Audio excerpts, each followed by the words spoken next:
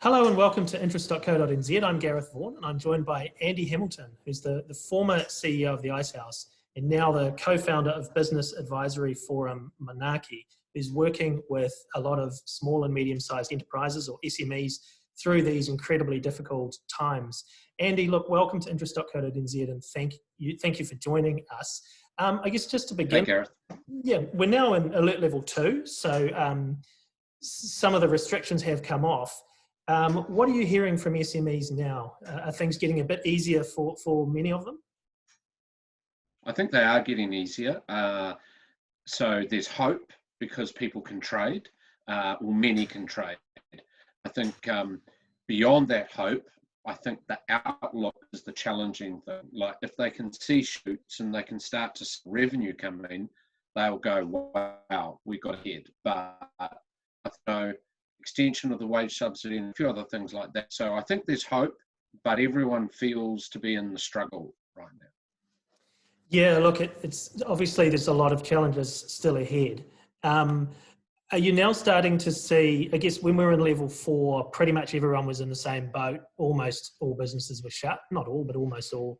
Now we've come through 3 and into 2. Obviously, life has got a bit easier for some, albeit off a tough, with still a tough situation out there. But are you seeing, I guess, some splits between some industries who are still doing it really, really tough and others who do see some light at the end of the tunnel now? I think there's probably 3 groups. There's those that all the way through were doing okay, the essential service providers. They're just continuing to grow. The next group, I think, getting back into it, getting some revenue, getting their staff employed and feeling quite good about things. And that they're just optimists, right? And any sort of revenue engagement feel like they're winning. The third group are the tourism and the hospos and the service providers and sectors who I think are quite desperate in terms of where they're at because it's just, it's just decimated. Having said that, even those ones are right. Well, what choice do I have? I have to find a path to go forward. So I think small business owners are pretty resilient. You look, and obviously they're not afraid of hard work because that's really what it's all about when you run a small business. So they're also pretty innovative, a lot of these people. Have you seen some really interesting examples of out-of-the-box thinking and innovation coming from some of these firms in these tough times? I think you see it. I think if you look for it, you see it. Like I've worked a little bit with a CNC machine shop out of Dunedin called United Machinists, and they've created a vision for the machine shop of the future. They actually had that before COVID, but they got decimated by COVID, and it's just accelerated the desire to be at the forefront of manufacturing in New Zealand. But also what's happened is a whole lot of New Zealanders have said we want to move manufacturing back to New Zealand, or prototyping at least. So you see that through Manaaki, we saw a group called She Styled This, which is a sustainable clothing business out of the Hut. And actually her business, she's booked out till August. Once she started pushing herself on Instagram, getting a website, and she was able to get on TV. So I think there are shoots when you look for it. And you're right what you said at the beginning. Man, business owners, when it's their livelihood, they have no choice but to go, right, what am I going to do? I've got to climb out. I've got to look at different models. And I think everyone talks about this word called the pivot. And, I think that's just reality, was how can I keep going? And so I actually see a lot of them, but it's required if the businesses are going to keep going. Yeah, look, and I mean, some of that is even people branching into new industries altogether. Are you seeing that? Yep. Look, I've seen if your business is closed down through COVID, in terms of the levels 4 and 3, and then you're opening up, you're going to be going back to your existing customers. But if your customer groups have gone, like for example, another example is Snap Rentals. which is like, Go Rentals, Snap Rentals, Juicy, all were decimated. Now, continuing with Snap Rentals, but they Snap Delivery and are doing delivery services for food companies like supermarkets and butcher shops to consumers. And I think they're up to about 70 or 80 deliveries a day, which is not far away from being break even. So I think depending on your situation, you see some people going, right, I'm not going to get much revenue here. I need to go to a new area. And the challenge is how you reach your customers in doing that. But, the wonderful thing with digital and online, that, if you've got some awareness around how to do that, you can reach customers materially more easily. And I think the other thing I'd say, Gareth, that I think wasn't incredible through lockdown 4 and 3, how you could source sustainable food, beverages from local companies. Even yesterday, I heard about how I can order blue cod from the Chatham Islands and get it delivered out of the sea 48 hours after port, which I think is incredible. And that's pretty interesting. That's in addition to the amazing service that the supermarkets have done. But now, using online, you can just book stuff. Absolutely. And one thing that has been really prominent through this whole crisis is big or small companies, everybody's saying they're going more digital. And you've given quite a few examples there of people doing that. Are there people who perhaps their digital skills, small business owners whose digital skills perhaps weren't great previously, who are really ramping those up now? So if you look at Manaaki, we've had about over 50,000 people over the month who've come to the site, and of those, we've had about 500 questions. I think upwards of just under 100 have been focused on how do I get online, how do I build my community, how do I learn about social media? So that's quite a large portion. I think the thing I'd say is sometimes it's quite opaque to find out how you as a business owner, can learn about Facebook or learn about Instagram. And so I think how we make those tools more accessible is a really important thing, because I think us Kiwis like to solve for ourselves. We don't like calling 0800 numbers. We like being able to go to a website. If we want to change supplier, ask some questions, we can get instances. And so I think how we make that more easily for people to solve, full, because actually here's the thing, right? Website up is not a hard thing these days.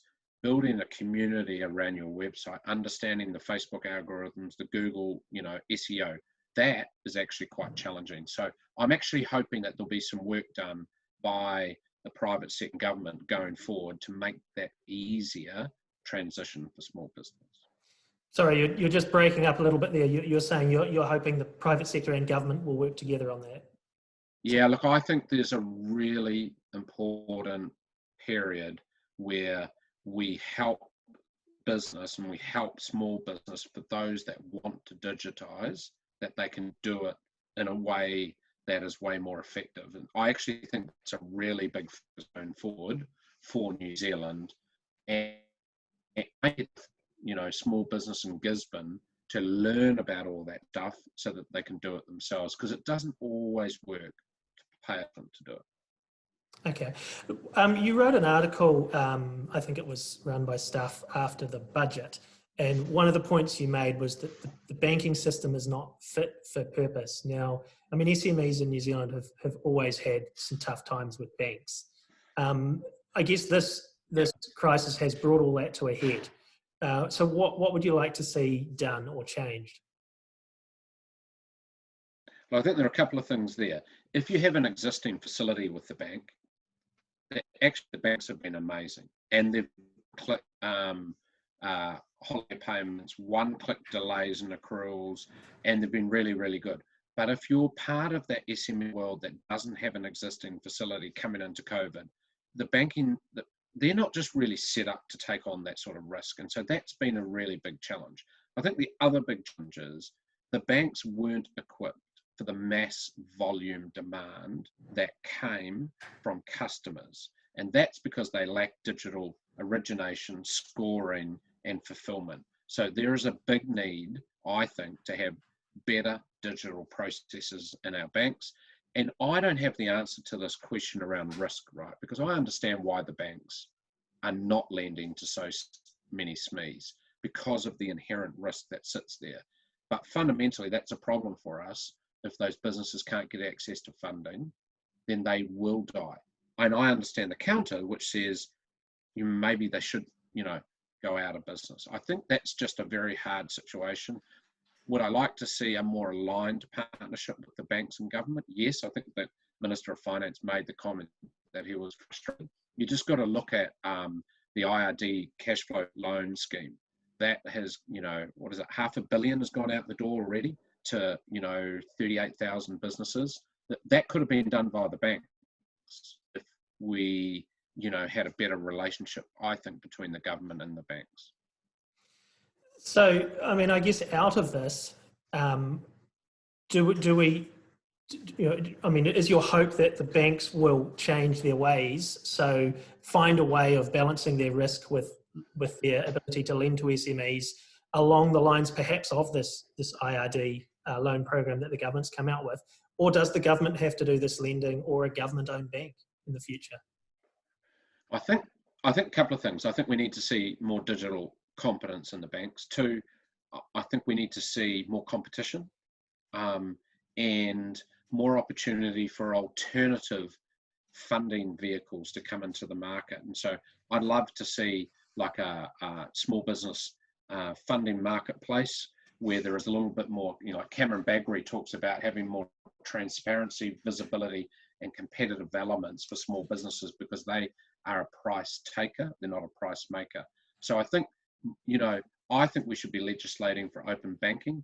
I actually think the banks want more certainty around open banking.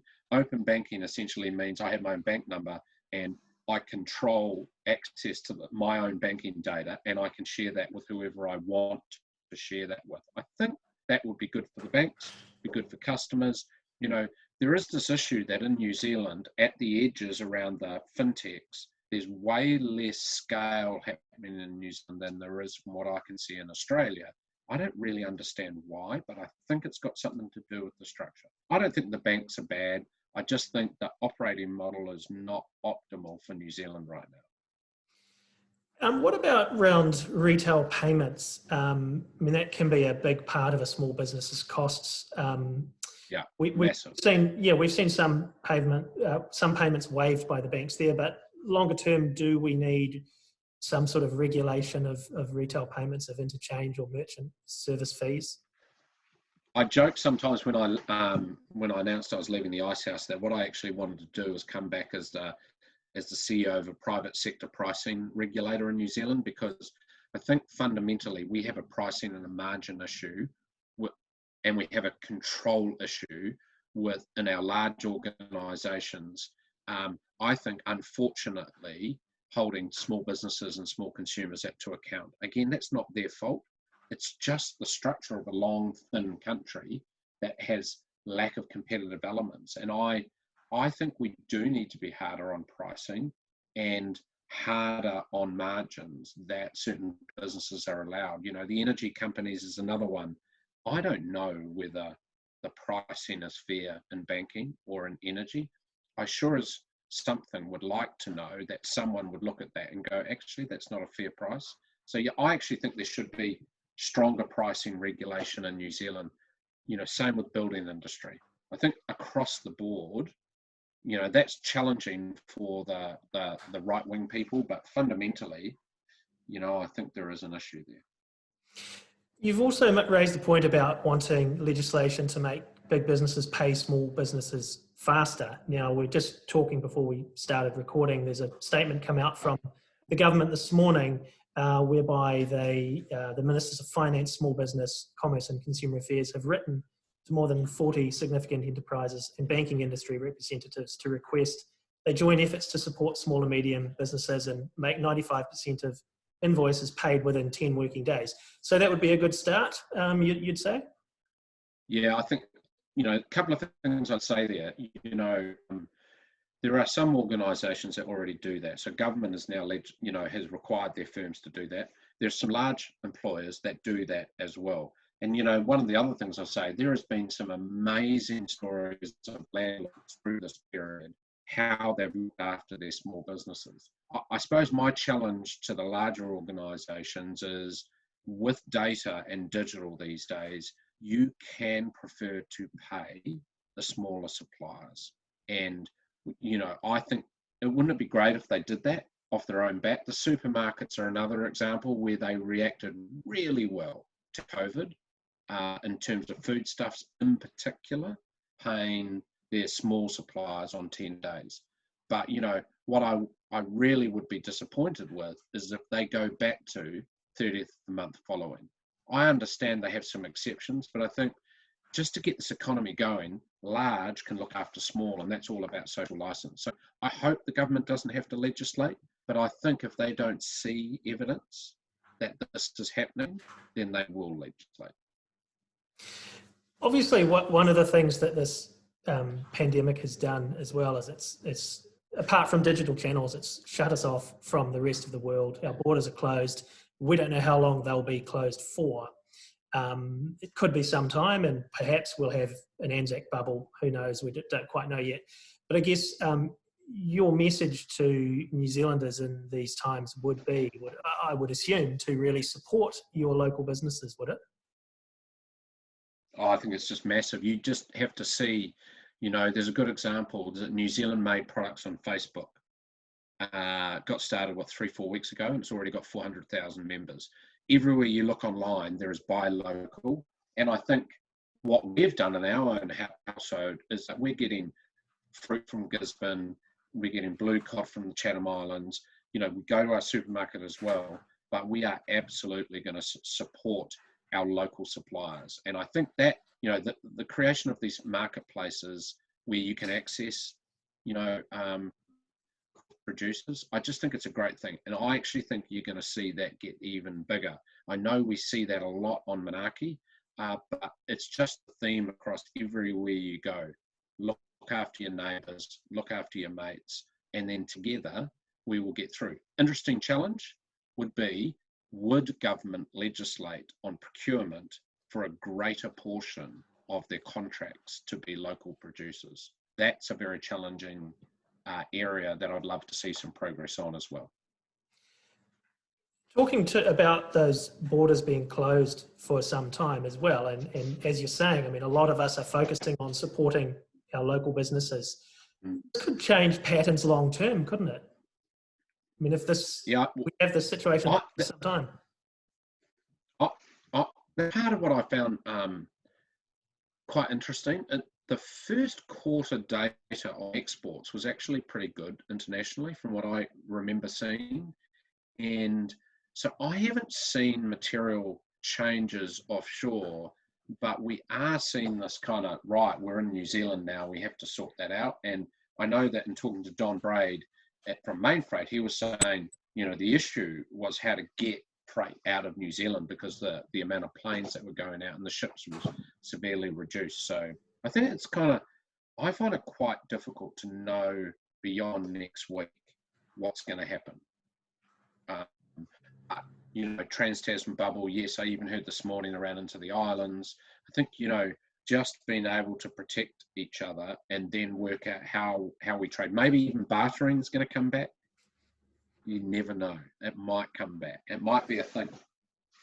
Well, we certainly live in strange times, so you can't really rule anything out. Thanks a lot for that, Andy. That's Andy Hamilton, who's co-founder of business advisory forum Manaaki, and I'm Gareth Vaughan at interest.co.nz.